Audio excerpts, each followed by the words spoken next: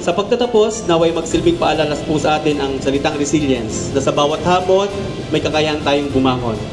Sa bawat pagbagsak, may lakas tayong patuloy. Sa bawat kabiguan sa pag-ibig, may taong sadyang nakalaan para sa atin. At sa bawat pagsubok, may pag-asa tayong mas maging matatag, mas buo at maayos bilang nagkakaisang mamamayan tungo sa mas maunlad na bayan ng Sariaya.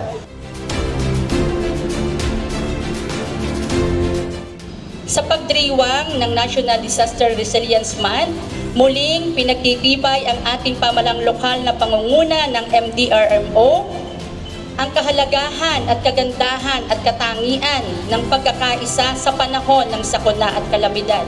Sama-sama nating itataguyod ang isang ligtas, handa at matatag na komunidad.